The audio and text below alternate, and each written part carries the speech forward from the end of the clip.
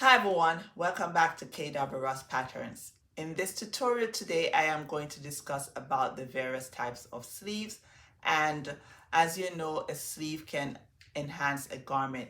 You can add a nice funky sleeve onto a plain blouse or a plain dress, and literally that can uh, do justice. It really enhances a garment. Okay, now I am wearing today this plain blouse, right? But what is so beautiful about it is that the sleeve is very funky. And what I did a combination of two types of sleeves. Is really a simple setting sleeve, no gathers at the cap of the sleeve. And then what I did, I created tucks a little bit above the elbow, because this is my elbow. I created tucks here, and then at the hem, I put elastic in to bring that in so my hand can go through, and it creates that effect of a bishop sleeve. So that's what I did. So you can be creative like that in terms of your garment. Now, what I'm going to do, I'm going to discuss about the various types of sleeves, right? I'm going to be specific, and I'm going to talk about the set-in sleeve and the non-set-in sleeve. So now we have here the different types of sleeves. So we have the cap sleeve. Now the cap sleeve doesn't have any gathers at the sleeve cap, and it just goes a little bit over your shoulder, maybe 2 or 3 inches. It doesn't come down to the entire your bicep. So it's just covering a little bit part of the shoulder there. Then you have the plain short sleeve, which is a set-in sleeve, and it is above your elbow. Then you have the petal sleeve, or what we also called the lap sleeve, and that at the shoulder right here is about 2 inches overlap. One is under, one is over. All right, from the center, or where the shoulder seam is, you go, I would say, 1.5 to 2 inches on either side, and create that petal sleeve. This is a very nice sleeve. Then you have the puff sleeve. Puff sleeve now has gathers at the cap of the sleeve, and also right by the elbow, sorry, not the elbow, right by the bicep, you have gathers there with attached to a band, or you can use elastic there. Now you also have the ruffle sleeve. The ruffle sleeve has gathers at the cap, and it flares out, and that is very free and airy. I like the ruffle sleeve. You also have the cape sleeve. The difference between the cape sleeve and the ruffle sleeve is that the cape sleeve doesn't have any gathers at the sleeve cap. All right, there's no gathers there, the cap of the sleeve, but it flares out. You can cut this in a circle, like a circular skirt, to create that effect. Then there is the roll sleeve, that you have regular setting sleeve, and then you have like a roll or a cuff added at the end. There's a difference there, you can see it, right? Or we can call it, say, we cuff it up. All right, and then there's a draped sleeve. Lots of draping going on there throughout the circumference of the armhole for the sleeve. And then you have the statement sleeve. Okay, the statement sleeve is really sexy, and it is almost like the what we call a cowl sleeve. So that I do love tremendously, the statement sleeve. Then uh, we have here um, another type, and this other one that we have here is we have the bishop sleeve. Now the bishop sleeve, right? There's no gathers at the cap of the sleeve, but there are lots of fabric. You spread that out when you're making it, spread it out, and you end up with a lot of flaring going on, but you have a band, or you have elastic there, and you also dip the back to create that effect there, just like pretty much what I did here in a sense. So that's a bishop sleeve. Then you have the bell sleeve, and what I did with the bell sleeve, I showed you what it looks like if your arm is open, and also if your arm is by your side. So this is it showing the draping here, and this is without the draping.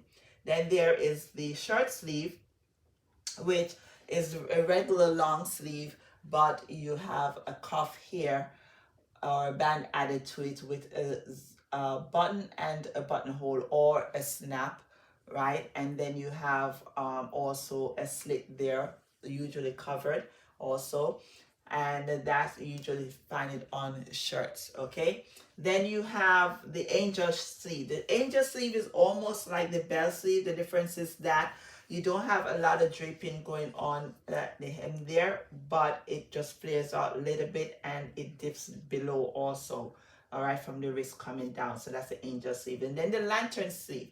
The lantern sleeve, two parts to it. From the wrist up, you create that part that's attached to the upper part of the sleeve, and it comes out and shows that bob is almost the shape of like of a lantern, and you have a cuff there too. You can have a band there also. Then there's a Juliet sleeve. A Juliet sleeve is literally a combination of the puff sleeve, right? The puff sleeve that has the gathers at the throughout the cap of the sleeve or the sleeve cap, and then right by the bicep you have gathers going on there, and it's attached to the fitted sleeve or this. So there's the Juliet sleeve is two pieces. Then there is the Lego mutton sleeve. The Lego mutton, the difference is that it's all in one, but right at the top of the sleeve, it spreads out. It's really wide, and it has gathers there that create that poofy look, but then it comes and tapers down into a fitted sleeve.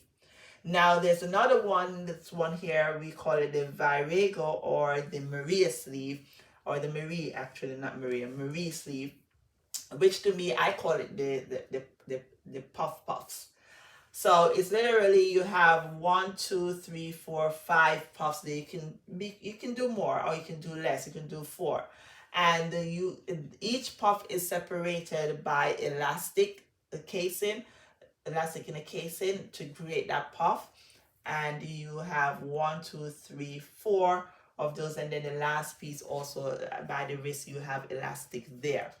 Now, what you need to know is that you also have other types of sleeves here, okay? And these are some other types I'm going to get into also, which is the peasant sleeve. Let's get this straight. So you have the peasant sleeve here, right? The peasant sleeve is almost like the bishop but it's different.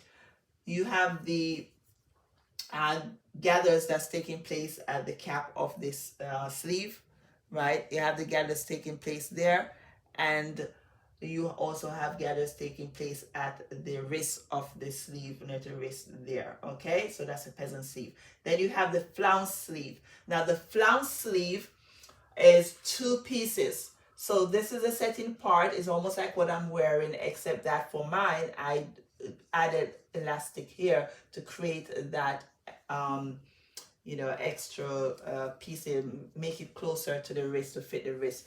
So that's what I did with mine. So you can have tucks here, or you can have pleats, you can have gathers, you can be funky, different variation to it, okay? Then you can also, so you have that with either the pleats, tucks, or gathers here, or you could have where it is circular, where it's attached to the same amount of circumference as to the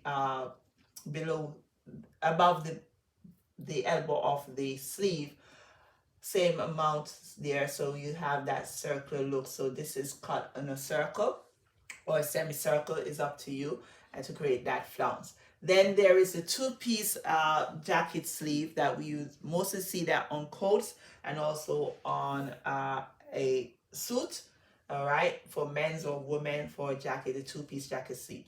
Then there is a regular long fitted sleeve.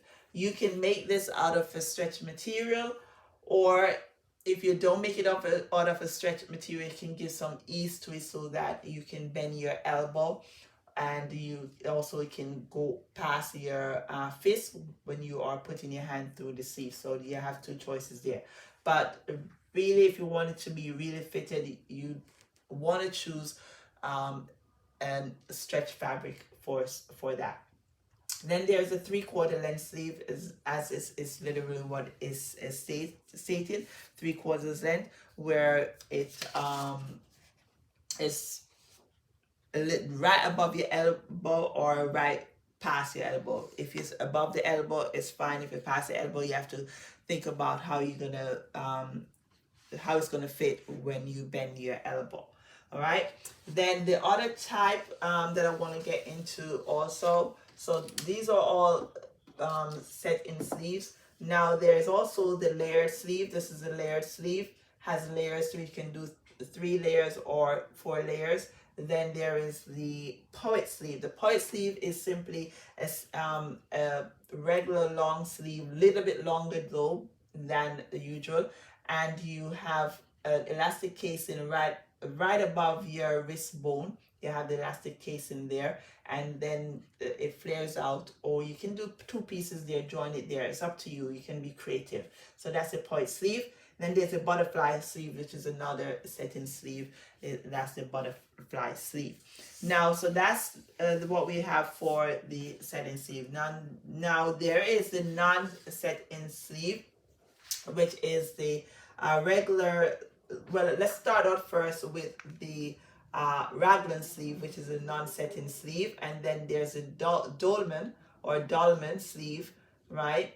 And then there is a kimono. So the kimono is all in one, all right, and the raglan, the seam is not at the armhole, it's off the shoulder.